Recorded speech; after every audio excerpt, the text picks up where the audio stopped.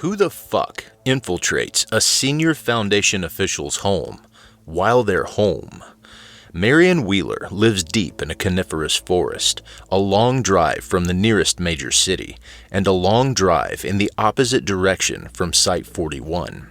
It's late, last thing, and she's reading in bed when she hears the muffled, unmistakable click of her front door being unlocked. She looks up and stares blankly at the wall for a second, while listening to soft footsteps moving into the hallway.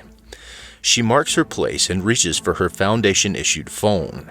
She has no permanent security staff at home, the division is understaffed, and trained operatives are in much more serious need on site. But the building and grounds have beefy electronic countermeasures. They, she discovers, have all been disabled, along with the sensors and cameras. She was not notified that this had happened. Whoever did it had a valid code. Who, though? The Foundation had enemies. True, the list of credible, motivated enemies is surprisingly short, and the list of groups stupid enough to try and kill or capture someone at her level is shorter, but it's far from empty, and it's not actually so hard a feat. Not too many people below 05 level are privileged to travel in motorcades. The real trick, the impossible trick, is to avoid unholy retaliation. But what if you really think you can? What if you've decided it's worth it? Wheeler triggers the silent alarm. She sets her phone back down on the nightstand and collects her gun.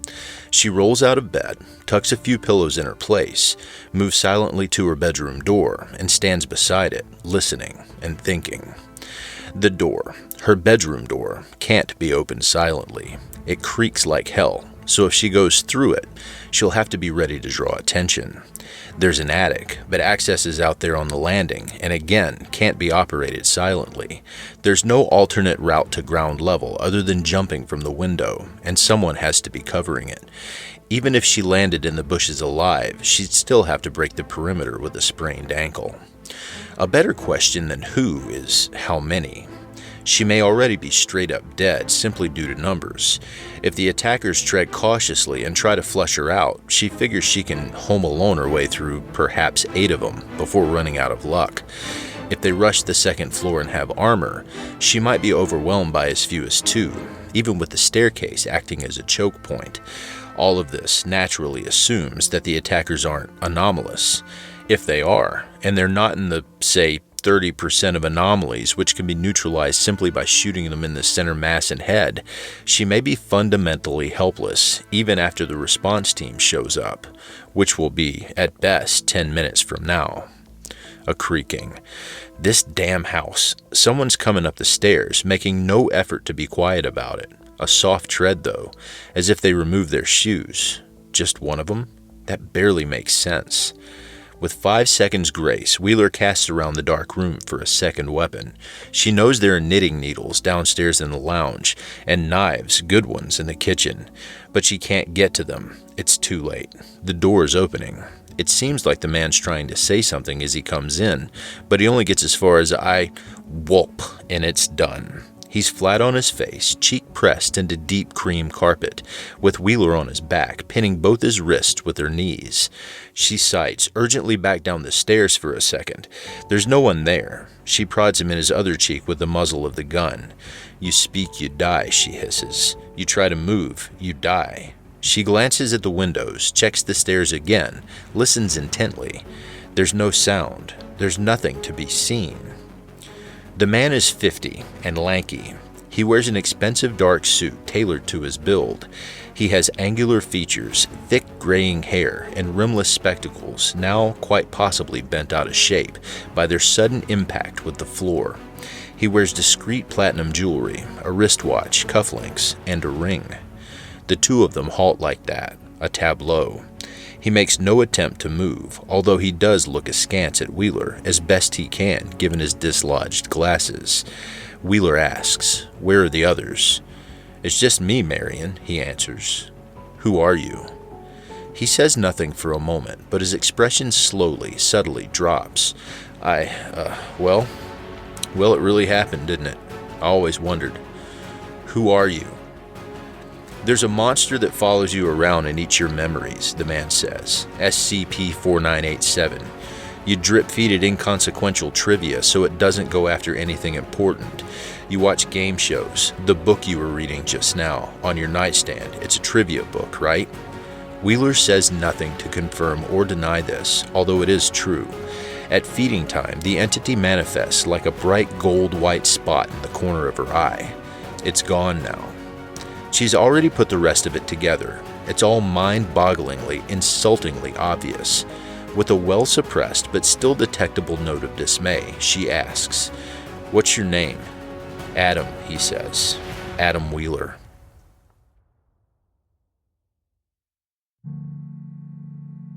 Obviously, she has the man detained. She instructs her people to interrogate him lightly and to run deep background research on every word he utters, while for her part, she stands far back from the investigation to avoid contamination. She resists the urge to interfere, particularly to visit Adam and personally demand answers. She goes to her office, curls up on the couch there, and tries to catch some sleep, but doesn't succeed in any real sense. 7 hours later, a foundationer knocks on her office door, bringing an inch-thick block of printouts and a paralyzingly strong cup of coffee. Wheeler takes the drink first, accepting it as a kind of authentication step before letting the man in. She moves back to the couch and sits hunched over the drink for warmth, inhaling its fumes. The man settles heavily into a chair opposite. He's a misleadingly stocky, perpetually unshaven individual, somewhere just shy of 40, and inarguably the most dangerous person on the site. He's the division's physical fitness and combat instructor and the leader of their solitary mobile task force. His name is Alex Gauss.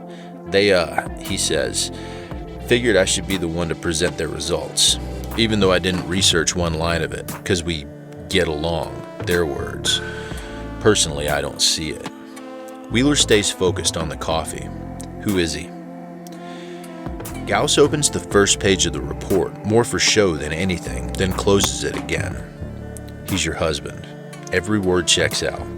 There's limitless physical evidence. Half the division knows him socially, including me. I credit your diligence and adherence to protocol, but the bottom line is SCP-4987 got hungry. Wheeler nods. The assessment matches her own, pieced together overnight from gut reactions and analysis of the plain facts. Where the hell else did her name come from? She wasn't born Wheeler, but she had to get independent verification. She asks, has this happened before? No. Could it happen again? Gauss shrugs. You would know better than anyone. I would. I do. And I can tell you this. I have SCP-4987 trained to follow me at my heel. I feed it according to a strict regimen. It eats only the memories I say it's okay to eat. A rapidly progressive, universally fatal memory parasite made chronic and then domesticated. And now, what? It suddenly breaks training? That adds up? If you say it doesn't add up, it doesn't add up, Gauss says, cautiously. But speaking from field experience, anything can happen twice. Wheeler's waited long enough and takes a long pull from the coffee. She stares into the coiling steam as if trying to see the future. But who is he? She asks again. At this point, you know him better than I do. What's he like? Do you like him? Gauss grimaces extravagantly. This is the great-great-grandmother of all loaded questions. Wheeler looks him in the eye and says, tell me your personal impression of Adam Wheeler. Direct order. He's a nice enough guy. Nice enough? Gauss clicks his tongue. I don't like him, he admits. Personally all that much. We're civil, but he'll always be a little bit too smug and a little bit too clever. He just grates. Would I throw someone in a cell for that? No. Do I like him? Gauss begins, then stops. He looks away, and over time a soft smile develops on his face. One which Wheeler doesn't recall ever seeing before, not in a working relationship going back years. Yeah, he says. Yeah. He's the one. Full name, Adam Bellamy Wheeler, born February 27, 1962, in Henge, Derbyshire, United Kingdom, to Rosemary Lee Wheeler, nee Wist, and Jonathan Jack Philip Wheeler. No siblings. Early education, Henge Church of England Primary School, Matlock All Saints Secondary School. Demonstrated great musical acuity from an early age. By age 16, had begun to be recognized as one of the most gifted classical violinists of his generation. Attended the Royal College of... Wheeler skips 3 pages. After sustaining a minor injury while on tour in... he encountered SCP-4051, which had infested a wing of the hospital where he received treatment. SCP-4051 was protected by an unusual form of antimemetic camouflage to which Wheeler, like an estimated 1 in 145,000 individuals worldwide, was and remains immune. His attempt to alert authorities to the infestation's presence was intercepted by a Foundation listening station. Operative Marion A. Hutchinson, 100A-1-9331, then a field agent based in another page. Resistant to conventional memory erasure procedures, Hutchinson applied successfully for an exemption, arguing that even with his memories left intact, it would be impossible for Wheeler to share the details of SCP-4051. They subsequently became romantically involved. Oh, they subsequently became romantically involved, did they? Tell me more, you featureless gray sphere of a biographer. I'm hooked now. Adam Wheeler's life spent touring, playing, lecturing, and occasionally conducting, writing, and composing is documented in exhaustive, pointless detail. He withstands background checks and surveillance and consistently demonstrates himself to represent zero risk of leak. He eventually receives the extremely low clearance level normally granted to long-term Foundation external partners of Foundationers. They get married. She takes his name, which she, reading, considers fairly unrealistic. Blah blah. There's nothing about his personality, nothing about their relationship, no content. She remembers acquiring SCP-4051. There was no one there. She remembers nothing. Up until the end of the 3rd round of questioning, Adam Wheeler assumes good faith. He figures the repetition is a due diligence tick, a corporate procedural requirement. It's only when they start over from "What's your name?" with a brand new interviewer for the 4th time that he finally gets it. They don't like him, and they don't care what he thinks his name is. They're trying to grind him down until he can't think, until he's just dust particles they can sift through for data. He reacts badly to this realization. He asks for his wife, and asks for his wife, and they ignore him, and they ignore him. And she persistently fails to appear until it becomes a cold form of torture. The questions keep coming, and nothing stops them, not answering truthfully, not answering, not lying, not rambling off on tangents. They don't stop until he begins falling asleep in the middle of his own sentences. He wakes up in a standard humanoid containment unit, a stackable 1-bedroom apartment with holographic fake windows, impregnable walls, and extensive discrete modifications for the security and monitoring of anomalous entities. This one is on the 1st basement level, but he can't tell that. The bright, quote, light, unquote, pouring in through the main living area window is authentic enough to tan. He wakes up on the couch with a start, feeling creaky and dehydrated. He realizes that he slept in his suit and that his suit is creased. He hates that sensation of not looking his best, or at least presentable. That's going to gnaw away at him until he can find, at minimum, a razor and a change of shirt. What woke him was the metallic clack of the door unlocking. He looks up, rubbing his eyes. It's his wife. Marion, oh my God! He leaps up and rushes over to meet her. She stops him a few paces short with a gesture and a cold smile. And that hurts. It hurts more than anything. So it really happened. SCP-4987 has bitten out the part of Marion Wheeler that cared about him. She wasn't absent because of some unrelated K-class outbreak. She just chose to be elsewhere, indifferent. So he doesn't embrace her. He stands at a polite distance. How are you feeling? Did you sleep? I'm fine. I can tell you've had your coffee. Have you eaten?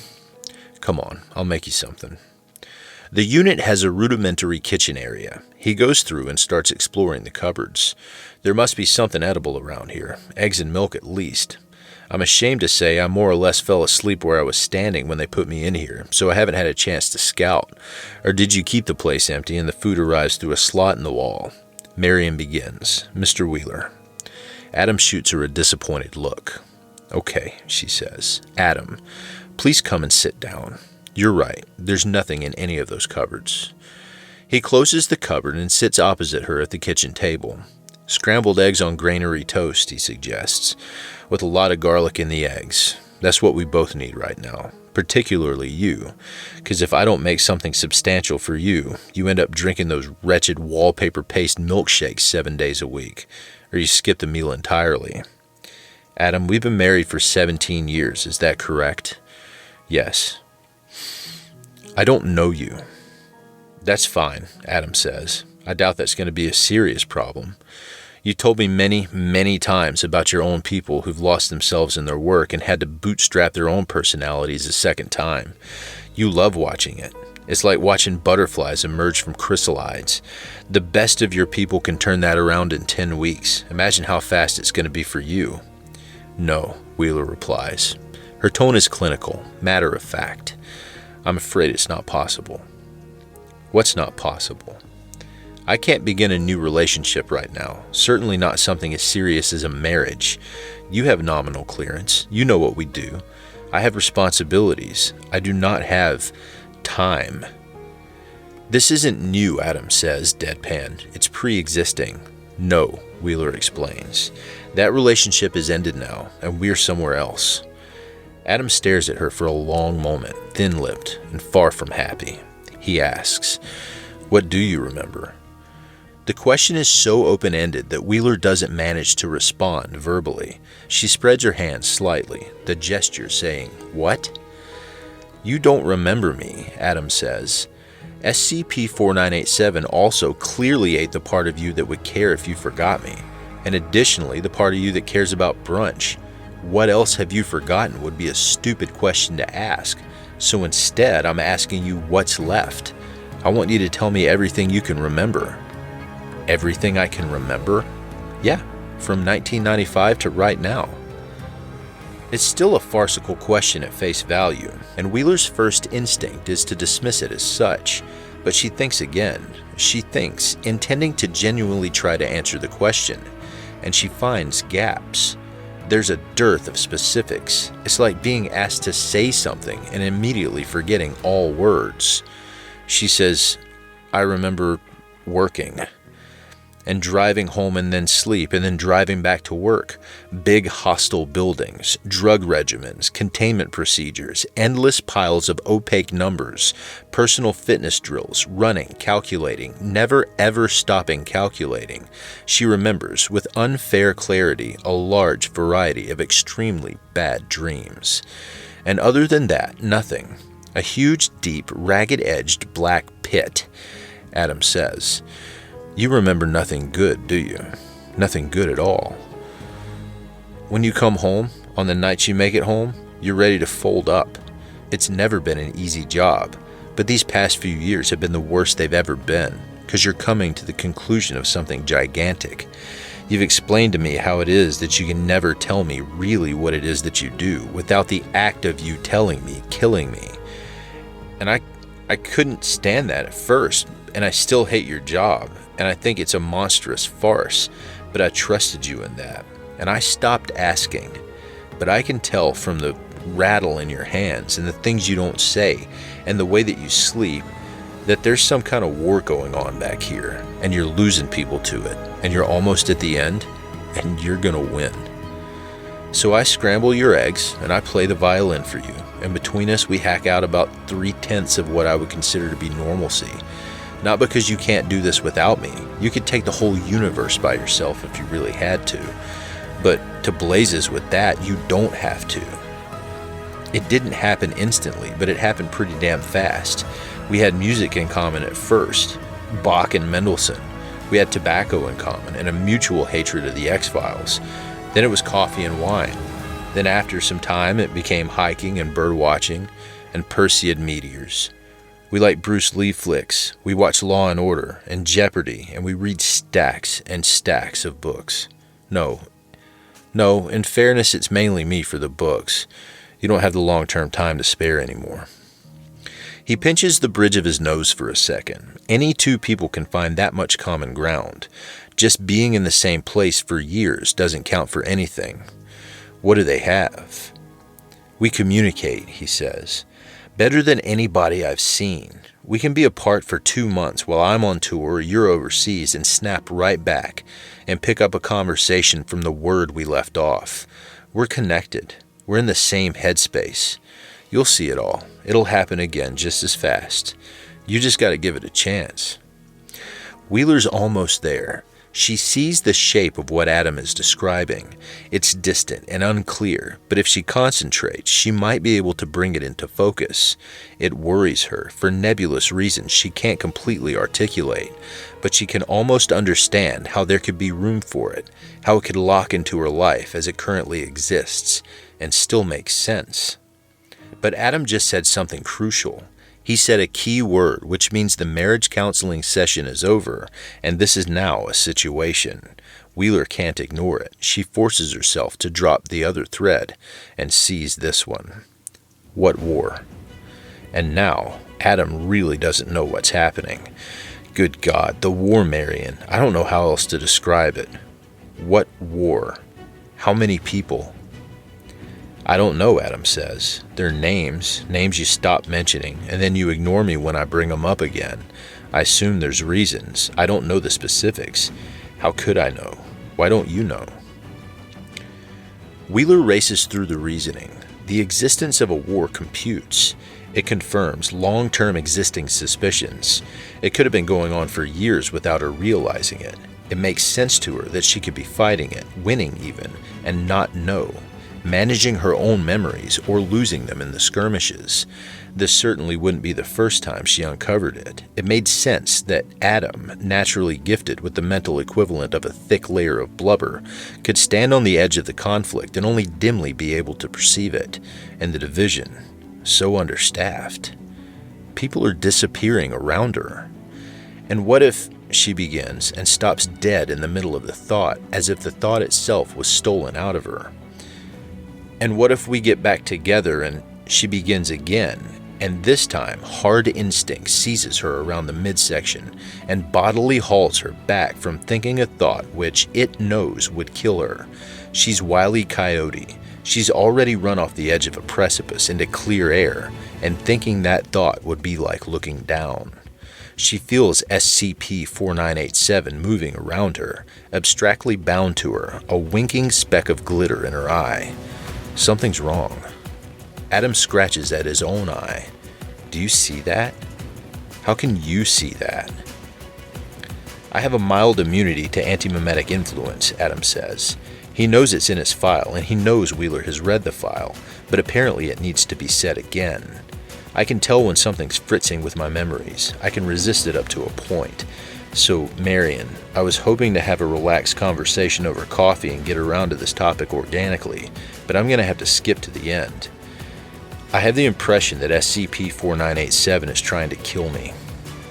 No, Wheeler says. That's not its behavior model. It doesn't sustain itself that way by eating people. It eats memories. And it's never done this. Not to you, nor me, nor anybody. Not since the very early days. It's tame. It does exactly what I tell it to do. Even when I'm waiting and I'm bored and I let it eat my short term, it sits and waits to be told to eat. Then what's it doing to us? Adam's getting nervy and won't let go of his eye. He stands up and backs away. I'd like it if we could figure this out quickly. We don't have a way to put SCP-4987 down. There's a sound in Wheeler's mind, but not in her ear, like a distant chorus of baying dogs. She stands too and moves after Adam in the middle of the containment unit. She says, "It's trying to protect you. How does wiping your memory of me protect me?" I can't explain, Wheeler says. And I can't explain why I can't explain. I don't fully know myself. There's a what? You can't be here, she says. You can't be in my life. You have to leave, or you're gonna die. I'm not leaving you, Adam says. Christ, that's why we did it in the end. Got married, I mean. It was obvious to both of us very early on that we were forever. But I wanted to get it on the public record. I stood up in front of everybody I respect and I swore to them that I would protect you forever. SCP-4987 is agitated. Wheeler feels it flitting around the room, incoherent, trying to tell her what it needs. She says, with sudden actinic clarity, I must have made an identical promise. Adam doubles over, blinded in both eyes now. Closing his eyes does nothing, covering his eyes does nothing. The gold-white light is strobing for him, moving into violet. He panics. Help! Help me, I can't see! He reaches out unsteadily for Wheeler's hand. She lets him take it and pull her close. The light doesn't fade. He clings to Wheeler for a few moments and she holds on to him until he realizes that SCP-4987 is completely within her control, and this is all intentional. You're going to do this? Adam says. This is the Foundation mandate. This is what your definition of protect amounts to. You've got no idea what you're about to do to yourself. You don't even know me. I think I know, she replies. You will feel this for the rest of your life. Every day you'll wake up with a sick, cold feeling in your stomach where there used to be a real life, and you'll wonder why. I'm gonna win this war, Wheeler says to him. I'll beat the universe, and then I'll come and find out why. Adam holds on to her for another long, long moment. He can hear the baying too now, and he can barely perceive what it is far off behind the hill that SCP-4987 is frantic about. That distant dot, that fleeting second-hand glimpse of the shape of it far off is enough to terrify him. He has faith. He knows how fast Marion can put the jigsaw pieces back together, work against a universe that makes no sense to her, isolate the truth. He knows she can take the universe. But a sharp misgiving jabs him in the stomach, and he can't stop himself saying, and what if you lose? She kisses him. It's a stranger's kiss. There's nothing there Adam recognizes. He breaks off, unsettled, a whisper now. What if you lose? Wheeler exits the containment unit. She slams and deadlocks the door with a single movement. The heavy metallic crack makes the whole building shake. There are people outside, Gauss, Julie, Still, and a few others, comparing notes. They look appalled. Fill in his backstory, she tells him. He was never married. Relocate him to where I'll never find him. Incinerate all the evidence and report to me for surgical memory erasure. I'll do myself last. Gauss looks as if he has an objection. She stares him down. My husband's dead, she says.